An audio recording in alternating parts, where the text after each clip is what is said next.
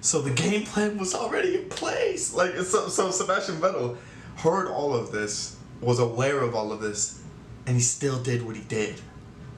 What is going on, guys? It is JJ here, back with a new video, and today we are going to take a look at something we vaguely touched on in a very old Sebastian Vettel video. That Sebastian Vettel highlights video will be, I think, a little info card here, or it'll be in the description below. It'll be in one of those. But anyway, we're gonna take a look at the multi-21 incident. Now, I don't know a ton about it. I think we've gotten sort of into Vettel's 4-year reign of terror over F1 very briefly, very short and a little choppy. So I've wanted to do a deeper dive into it because everyone in the last Vettel video that we did a couple days ago said it wasn't Vettel, it was the car, it was how it was made, and he was just the right driver for it. However, when you visit the Mark Webber Sebastian Vettel incident, I think it just it goes to show that maybe a bit of it is Vettel's skill, or that the skill that he had at that point with that car, or the symbiosis that some people said of perfect car, perfect driver, and they just met. So we're gonna take a look at the multi-21 Mark Webber Sebastian Vettel incident. I think it's like the biggest showing of Vettel's true rivalry, which I don't know if Vettel had too many rivals. Who would you guys say Sebastian Vettel's biggest rival was in F1? Let me know in the comments below, because I don't know. I have no clue. But yeah, let's get into the video. As well, guys, you can find the original video down in the description below. And also, go take a look at the Alex Albon video I put up today. I absolutely loved it. Sebastian Vettel evoked memories of the famous Red Bull Multi-21 controversy when he disobeyed team orders from Ferrari to let Charles Leclerc through at the Russian Grand Prix. Unlike on... Wait, so he's done that twice? Team orders are a big thing, right? Like, do you have? Obviously, you don't have to follow them because he is living proof of not following them. But like, doesn't it just like kind of puts a sour taste in the back of the team's mouth when you think about like not following the game plan? On that day in Malaysia, when he ultimately triumphed over Mark Webber, who we'll hear from shortly, things didn't go Vettel's way in Russia. Before his retirement at Sochi, Ferrari took matters out of the driver's hands by engineering the position swap during a pit stop phase, a luxury Red Bull didn't have in 2013, as that situation erupted in the closing stages of the race. There's a lot of history here. Brazil 2012 and Seb was going for the championship off a line. He was disappointed that I could have given him more room, and then he felt he got compromised in turn 1. So I believe that was still on his mind this day. But ultimately, the race, we were getting smoked. Like, we weren't quick in practice. Lewis and Nico were fast, and we were under pressure that weekend to get the job done.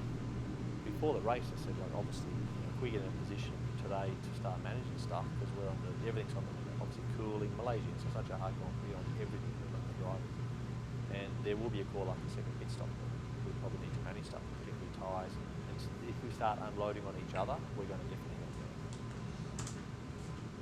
So the game plan was already in place. Like, so Sebastian Vettel heard all of this, was aware of all of this, and he still did what he did. It kind of makes me think a little different about him, because nowadays, I mean, especially with me just getting into F1, he's like the nice guy on the grid. He is the dad on the grid. Whereas back then, he wanted to keep his titles. He wanted to reign a tear. At both stops, he could have been undercut at both stops, where I couldn't have been. So I had that sort of 2 or 3 second buffer, so I had the margin just marking that off, because we all know 5 or 6 seconds you don't really couldn't get into control with your tyres. So I was in that good window of getting range from my tyres, but making sure I had enough to cover the undercut, which was Seb for the whole race, but he couldn't clear really the undercut. And then so he always got that first stop, if you like. And then after the second stop, I took mine, and he was right there. And then the call comes, like, the race is off. It's all good, the race is off. We've beaten the Mercedes, they're done. And now it's you two, and we're 8 laps to go, like, just cool it, let's bring it home. And then it was like, a lap late, it's like, well, hang on, I've turned everything down here. And he's coming over like a train, so I just got everything wicked up in a big time. But he just loaded all that up and said, I'm coming at you. So then I'm just like, I mean, the only thing I'm stoked that we didn't crash into each other, just for the team. It would have been stupid. You should have crashed into him. Imagine the actual controversy. Like, you're completely winning the race. Like, you're going to go on and win the constructor's title, but because of Vettel's sort of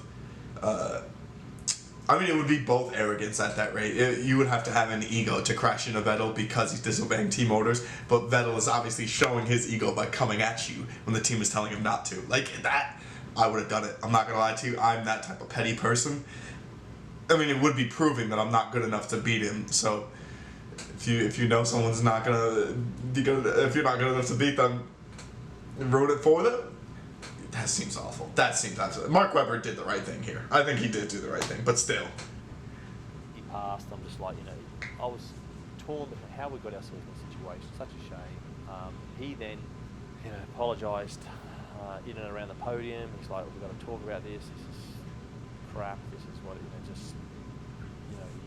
obviously winning as a team. The team, there was a lot of heat on the radio. I mean, some of us still not out to this day, obviously, but and then I had Dietrich. I was dealing with Dietrich straight away. I was like, mate, this is not, we need. So Dietrich was on to me, and the next 48 hours was really tough. And he's getting grilled in the press conference, and it was just a shit sandwich, really. Lewis wasn't happy with third. The podium that was a bad press conference because no one wanted to be there and no one was celebrating. After he did get the bird. After I think he got 2 birds actually. You're flipping him off. As we've seen quite a few times, he can get torn between what he wants, what he'd like to do, what he does do, or what his heart and his head, and he just gets his a little bit of, I suppose, panic about certain scenarios. While Vettel apologised immediately after the race in Malaysia, his stance was more defensive 3 weeks later at the Chinese Grand Prix.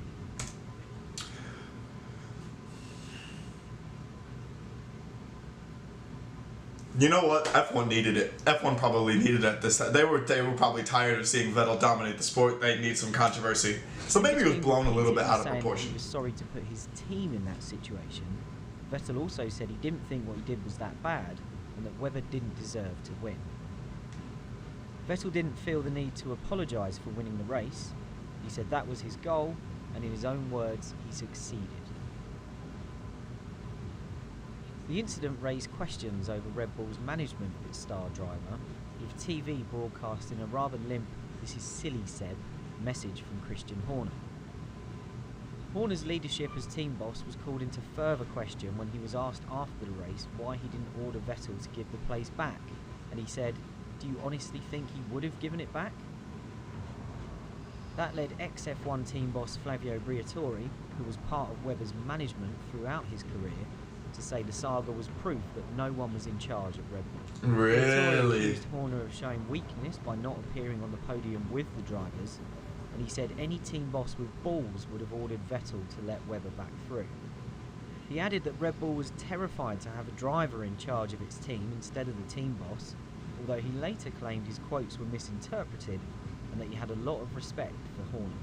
That's cap. That's cap. You don't. I mean, he's trying to protect Mark Webber, but that's absolute cap. He took the shots when he could at Horner. For I don't know why. I honestly don't know why he did, but you know what? He did it. He did it. That's the thing. No doubts he could have done anything, saying in an interview in 2018 that the only thing that could have prevented the situation was if Webber had already left the team before that year. There was more focus on Horner's role given that Mercedes had a teammate battle of its own between Lewis Hamilton and Nico Rosberg in the closing stages of the same race, which Ross Brawn ruled with an iron fist to prevent his drivers fighting each other. Although in years to come, that rivalry will become somewhat harder to manage. Exactly, it's the same. It's the same rivalry. Doors, Vettel told Webber the Malaysia incident was payback for the 2012 title decider, when Webber squeezed him towards the Interlagos pit wall at the start. 4 corners later, Vettel was hit by Bruno Senna and spun around, having to charge back through the field to win his 3rd world title. Webber had to be ordered aside during that charge, having chosen to race Vettel when they ended up on track together again. Addressing the media in China after Multi-21, Vettel said he never felt he'd had the full support of Webber in the past, and that there were previous incidents where things didn't go as they should have. Well, I mean, he's your closest competitor. He already knew he was leaving F1 by the time of the incident, and he failed to win a race in his final season before switching to sports car racing with Porsche for 2014. Think about that. The one race that he could have won, that he could have gone out on a bang with, and Vettel took it from him. That would piss me off. That would piss me off. But at the same time, the best racer won. You guys got controversy out of it, and now I get to learn about it. And that's the goal of it, right? Honestly, I love that part of it. But yeah, let me know what you guys think in the comments below on the multi-20 incident. What a blast. What an absolute blast. But yeah, catch you guys later. Peace.